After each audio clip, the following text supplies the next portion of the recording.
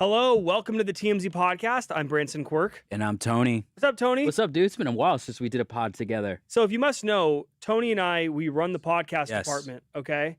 So we've been Two-man doing this team. for a while. Yeah, two-man team. If Yeah. you're wondering how all these podcasts get made, Tony and I are it. We edit it, we coordinate it, we do everything with We the do it podcast here at TMZ. Oh, hey, Brandon's in here. What's up, Brandon? What's up, Brandon? Brandon's always He's a inside the he's ring a big wrestling like, fan. He's man. a big wrestling fan. Massive. Yeah, guys, we have the comments right here. So if you Yeah. have comments Please. in the middle, if I see one of these, I'm going to read it out loud. And then, of course, at the end, we'll read some more as well. Yes. So today we are talking about Donald Trump and the royals coming to America. They came to town yesterday. Mhm. King Charles and Queen Camilla. They had arrived. the British soldiers out on the front lawn today The as red well. coats. The red coats, that's what you call them. Yes. That's an interesting sight to see, isn't it? It's very ironic in a sense, given the fact that they attacked us. I think. I know but it's kind of a 1812, circle of life moment. A little Yeah, bit, yeah, I a guess. circle. So Donald Trump and King Charles might be related. Get the hell out of here, Branson. This is crazy, You guys. believe Wait me till when I told wait till yeah. I when I seen this come through the desk this morning, I was shocked. Wait till we get into it, guys. So a report was done, a thorough deep search by a study by Daily Mail, Mhm. and Donald Trump got wind of it today, and Uh-huh. he tweeted it out on X, or not on X, on Truth Social, saying, quote, "I've always wanted to live in Buckingham Palace. I'll talk to the king and queen about this in just a few minutes. President DJT." And he quoted the article and everything. So this connection reportedly makes Trump and King Charles 15th cousins. That's nuts. It's not that far back if you think No. about it. It's not like that far back. 300, maybe 300, 400 years. Not Yeah, that. because you're looking at a generation-wise. Right. Right. So the link comes through Trump's mother, Mary Ann MacLeod. I don't know if I'm saying that correctly. Whose family line ties back to the same Scottish ancestry. And yeah, this all comes amid the royals coming to America. Packed 4-day schedule, by the way. There's a lot of events that they're going to be Yes. doing together. So far, we've seen King Charles arrive, some pleasantries, kissing on the cheek with Melania. They went inside the White House for some tea. I seen Melania was getting a lot of stuff online because her and the Queen Camilla, Yeah. they were wearing the same outfits. Oh, were yeah, they like they were really? both like not the exact same Similar. outfits, but they both were wearing all white. And yeah, a lot of festivities going on in DC recently, especially today. Right, and King Charles did talk to Congress today. He addressed Congress. It was all over the news. It was live, so that already happened. And then there is going to be some more stops in New York City and Virginia, including a stop at the 9/11 Memorial. And there's This is all part of the America 250 event. 250 yeah. anniversary, It's crazy. which is coming up, actually, July 4th. because July 4th is Yeah. coming up, and then it's Memorial Day this month. It wasn't the only festivity that happened today. Kid Rock, whatever you think about him, he was in an Apache helicopter today. Two Apache helicopters were flying Two? around, two of them around DC, making some stops. Kid Why? Rock was in the passenger seat, and then Pete Hegseth, the Secretary of War, was in another Apache helicopter behind them, tagging along also in the passenger seat. Weren't didn't there was a video of Kid Rock, I think, at his mansion or somewhere, wherever he was, and then an Apache helicopter flew down and Yeah. gave a salute to him or said hi to him. Right, so this and is they got not- in trouble. They got for in that, right? trouble. So, this is not Kid Rock's first experience with an Apache helicopter in the last month Crazy. or two. If you don't know what happened, a helicopter swung by his house, I believe during his birthday celebration. Somewhere, yeah. Something was happening. A helicopter came by, and the military was scrutinized for it. They did an investigation into it. Mhm. No, there was no charges or any disciplinary action that was done. But interesting for sure. Very interesting. But today, the reason for it is, again, the 250th anniversary. They're making some stops for Memorial Day coming up. And Kid Rock did give away 1,000 tickets to his concerts at each stop.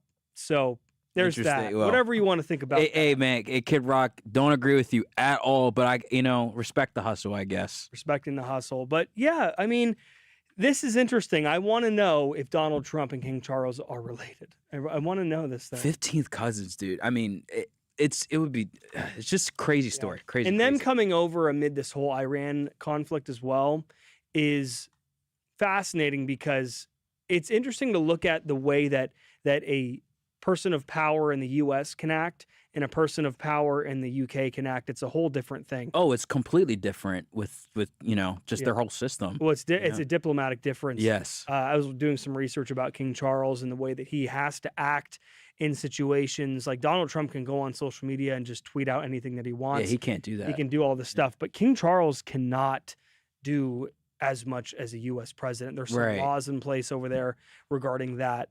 Well, we'll see. We'll see, man. I want to hear the conversation between Trump and King Charles. Branson, so I got to know how many, because I know you're a big Glizzy fan. I love hot dogs. Yeah. How many hot dogs are you eating for America 250? Oh my gosh. At least, I'm going to be realistic here, probably 6 or 7. Oh, yeah? Yeah, 6, 7. Hey, 6, 7. No. At least 6 or 7. Because usually I have a few in the earlier of the day, and then I have a few later on. Also, pizza on the 4th of July. Yeah. A lot of watermelon is important, too. I love cantaloupe. Cantaloupe is good. It's a little dry, man. I can't. Cantaloupe? Oh, no, it means you haven't had the right cantaloupe. Okay. Guys, in the comments, tell us how you celebrate the 4th of July. Yeah, especially this year, America. How many glizzies are you going to take down in your mouth? You know? How many glizzies are you taking? I'm asking the question. Goodness. Don't take it that way. 6, 7. Come on. I guess. Let me know if you have 6 or 7 hot dogs as I do. Right. Let's move on to Lisa Kudrow. She made some revelations today about the Friends This is a crazy set revelation. and how allegedly it's a nightmare. Not all the time, but sometimes. So Lisa Kudrow claims Friends had a toxic behind-the-scenes environment.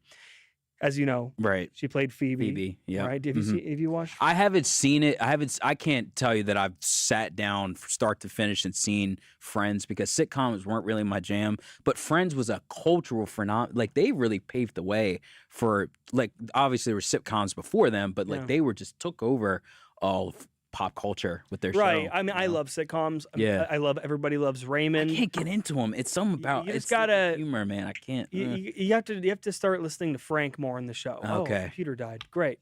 Actually, Tony, while I keep telling the story, do you want to grab the cord that's plugged in there and plug it into that outlet there? So we want to read out these comments. So Lisa Kudrow, who played Phoebe in all 10 seasons of the show, she has made a comment in an interview with the Times of London and described the workplace environment as, quote, mean. It could be, quote, brutal. She stated that there was definitely mean stuff going on behind the scenes. That's the quote. As we know, the show was filmed in front of a live audience of about 400 people. And apparently, writers reacted strongly if jokes failed or actors made mistakes. So that's kind of what she is talking about here. It was the environment with the writers, and being an actor in these situations can be very polarizing. It can be very high stress, especially with a massive audience in front of you. Yeah. An example that she gave is a quote here: "Don't forget we were recording in front of a live audience of 400, and if you messed up one of these writers' lines or it didn't get the perfect response, they could be like, quote, can't the bitch effing read? She's not even trying. She fed up my line," or she effed up my line. Yeah. Sorry, she effed up my line. Yeah. That's wow. That if any of this is true, man, you want to talk about toxic? I don't even know if toxic is a strong enough word. That's just vile. You have to know, and I've worked on a lot of sets, film sets, TV show sets, and you start to see that not everybody's the nicest, and especially when there's writers on set and everything, and their job is to be funny, and it's their jokes. Their jokes are their bread and butter. Right. They're getting paid to write good jokes, and if the jokes are not reacting with the crowd correctly, they get upset. And I think we saw that's this in Seinfeld too. Right. I think that's the added element, probably why. I honestly, there's no excuse for this alleged behavior that they're accused of doing or whatever. But I mean, even if they have a live audience, like there's no room to act like this. Like, your jokes are gonna get read. It's gonna be delivered, effectively. Well, sometimes an actor can kind of sandbag a joke, right? And I'm interested to see if actors purposely sandbag some of these jokes because of a writer that they were specifically upset with.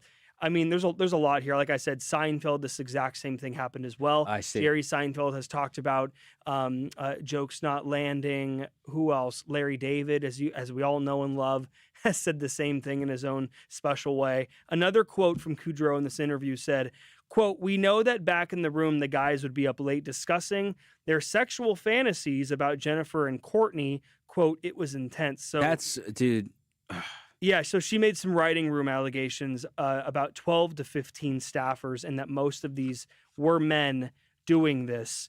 This probably happened on a lot of sets, in my opinion. You know, based off of documentaries that I've seen, there's a lot of No excuses, man. That's just vile. If any of this is true, it's just crazy. And this was a different time too. You know, Yeah. a lot of this stuff happened and was overlooked. Set environments were a lot different than they are today. This stuff does still happen, though. We have done stories on allegations on set and environments and behavior as well by people of power. Yeah, because these writers, they have power. they have all the power, pretty much. And if executives love these writers, then they can kind of get away with a free pass. Yeah. So there was a lawsuit as well in 2004 by a former writer's assistant, Amani Lyle, who alleged sexual and racial harassment. The case did reach the California Supreme Court as well. It ruled against her. Despite criticism, Kudrow expressed appreciation for the show and obviously spoke high of Matthew Perry, who had passed a couple years ago, saying, whatever any of us do in the future, we will never experience something like that again. 100%. I mean, these actors are just known for this. They can't get away from it. Can you name a project that any of these actors have worked on, minus Jennifer Aniston, where they were able to break away from the Friends persona? Well, I think I've seen Lisa Kudrow in, I think it was Neighbors, I believe. I think she played the dean of the college, I believe. Maybe that's her, maybe it's not. I don't know. But but I see your point though. Like, of course, Friends was the shiznit growing up. But it's also being too famous. That actors become too famous based off of this how successful this show was. Right. And like this happens in superhero movies as well. So like Tobey Maguire couldn't get away from being the Spider-Man guy. I mean, he got Great Gatsby, he got a few other critically acclaimed films, but it's really hard to get away from that. David Schwimmer had a few things. Madagascar, he's the voice of the giraffe. He did a lot here. Lisa Kudrow, I can't name one thing that she's done. That's guys. Please let us know. Courtney Cox was in Scream. Courtney Cox was able to separate herself a little bit. She had some good moments, but Jennifer Aniston, she was by far the breakout star. Joey didn't really do anything I can think of other than the show. I mean, they're living off of this for the rest of their lives. I seen this one. I think he was on Graham Norton's show or whatever, and I was watching. I see like a Game of Thrones clip came in my algorithm or whatever, and there's a famous video of him and Amelia Clarke, and she's just fanning over. Oh, really? Really? So yeah. I mean, tell us what you guys think. Yeah. I mean, Friends is a. I've only seen 4 seasons. I haven't seen it. If you're on it, 0. You've seen 0 seasons. 0. I've seen a document because it was such a big. Wait. You watched a documentary about it? About it? Yes, because it was the shiznit. Like I was saying, it's like such a massive deal. We had to study. What were college. you watching back then? Oh, definitely not sitcoms. No, no. I love. I'd rather watch like stand up. Like if I'm gonna watch like comedy stuff, like direct stand up, direct comedy. Yeah. What about King of Queens? Have you seen that? My father loved that show. King of Queens is one of the best shows. Yeah, it's a good show. Everybody loves Raymond. What's another sitcom that's great from that era? I'm trying to think. Seinfeld, obviously. Seinfeld was a little different. I don't think Seinfeld was funny, man. Really? No, I don't. A lot of people don't get it. I'm gonna catch a lot of crap for that, but guys, well, you may not, because a lot of people don't understand the comedy. It's a cult audience. I see. And you got to like that comedy. So Curb Your Enthusiasm was in that similar arc, but it was way funnier, apparently. I feel the same way about mockumentaries too, like with the Office and You don't think Office is funny? No, I don't. It's because you have to literally sit down and grow with the character, understand them. You need to watch from day one to understand like the nuances of the comedy. So it's not in the joke itself. You have to just obviously attach the characters and see, Yeah, like Michael Scott being cringe, but we can go on and on about this. Let's move on to our final story. Addison Rae's dad is in trouble. Arrested. He's got arrested. So Jail records show that he was booked on today, April 28th, for possession with intent to distribute marijuana. His name is Monty Lopez. Monty was taken into custody after police were called to his home on April 23rd. Officers initially responded to a mental health complaint, but the situation escalated into a criminal investigation, and he posed for a mugshot, and he's also been in trouble before, I believe, as well. Yeah. Yeah, he has. He apparently exposed himself in a public place in 2024. If you don't know who this is, Addison Rae, Yes. big social media star, one of the first TikTok stars. She was so big. She was so big. She was during huge. COVID. I remember that's all like her and a couple other influencers. Charli D'Amelio. Yes, they were the social media OG COVID TikTok era stars. Yeah, OG TikTokers. And I remember hearing about Monty Lopez and the situation with his ex-wife and Young Gravy, and how like Young Gravy was trying to flirt with her and all that stuff. And Right. But you showed me a video of him when he was. Okay, give us some context before I play. That's what I was saying. So basically Young Gravy, he's a rapper. He's hilarious. Actually pretty talented too. Kind of reminds me of Lil Dicky as well.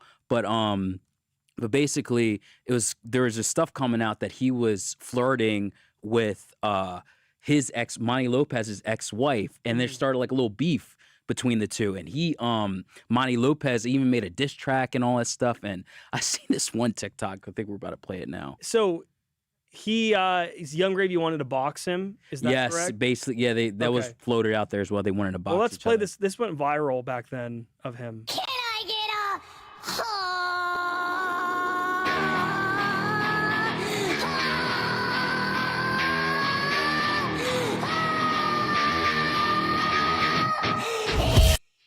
Okay, first of all, I just hate this. This is a father. This is cringe to me, because I have a huge problem with how influencers' families try and capitalize on their kids' success. Hey, I get it. You want to be a part of it. You want to make money too. But the way that the Addison Rae family did it was so cringe. Yeah. The parents came out. Like they had their own news stories coming out. Like this is Addison. Stop trying to capitalize on your daughter's fame. We don't need you in the public eye. We don't care about you. Well, I don't. To be fair, I mean, his ex-wife like allegedly was trying to flirt with Young Gravy. So I mean, I think they got dragged into it, and obviously he knows what he's doing, like by feeding into. He's trying to go viral. Of course he is. Everything about this guy is shameless virality at all times. And then the public exposure thing, has that ever been? He pleaded not guilty. Yes, he pleaded. And that was ever resolved. Was that ever resolved? Let's look it up. Yes. Let's look it up. Sorry, guys. Was last minute. What is it? Monty Lopez. Was Monty Lopez cleared of, what is it, 2024? Yes. Let's see. I don't see anything here Might still about be it being dropped. It might still be being investigated. Yes. Louisiana. Let's see if there's a. He's never spoken publicly really about it. Yeah. But you know what? There's no conclusion yet. Yeah. There's no conclusion. Bottom line, families of influencers, Charli D'Amelio included, please just leave the family. I haven't heard out much of it. Charli D'Amelio. Because we're not. recently. Yeah, I think she's kind of gone back. Addison Rae's kind of making a name for herself. She's doing, she's doing it big. She's a singer now. I think, didn't she just perform at Coachella as well, I believe? Yeah, she also did Broadway. Yeah. So Kevin Murray says, was that a mini Lou Ferrigno? I have hilarious. no idea who that is. You didn't know who Lou Ferrigno is? No. He's the OG Hulk, man. Are you talking about the 2000? You talking about the 2003 Hulk? Now I know why you haven't seen King of Queens. Oh, Because he's also in that show. He plays the neighbor. See. I got He's the OG Hulk, but he does look like a mini Lou Ferrigno. More comments here on the King Charles and Trump story of them being related. Mhm. Yindi Amara said, I believe they are related. They are both annoying. Hey. I mean, yes. Yeah. I don't know anything about King Charles being annoying too much. He just kind of seems boring. Trump to me. definitely annoying. Yoga Girl said more people would probably watch live if you ran the podcast at a consistent time. Hey guys, we have a lot going on. We got a lot day. going on. We're sorry for that. Breaking. So just why don't you pick a time to watch it, like 4 o'clock Pacific time, and then it's always going to be up at that time. We can guarantee you this will be up by at least 4 p.m. Pacific time. Yeah. Crazy newsroom stuff, guys. That's for the reason for the varying times. We're trying to finalize it. Brandon says, I saw the video WWE posted of Branson and John Cena. I thought that was so cool. 2 men discussing hey, man, I'm hair happy. transplants, Dude, men empowerment. Honestly, bro, I'm so happy you got to interview John Cena. I know that was a dream come true. And that was really cool to see. So. Oh yeah, I mean, if you don't know this, I spoke with John Cena on the red carpet a couple weeks ago. I was at WrestleMania, and I got to talk to him about him and I having hair transplants at the exact same time together. So that was a cool moment. Yeah. People Magazine picked it up. It was a really cool experience. Love John Cena. Was psyched. Seems like a genuine guy, dude. Let's see. Anything else here? Let's see. Anything else? No. I guess not. All right, guys. Well, thank you for joining. Yes. We'll be back here tomorrow. Again, this is the afternoon podcast where we update you with the stories from throughout the day that you didn't get to hear in the morning with our OG hosts, Devin and Courtney. We'll see you guys tomorrow. Thanks, guys. Bye.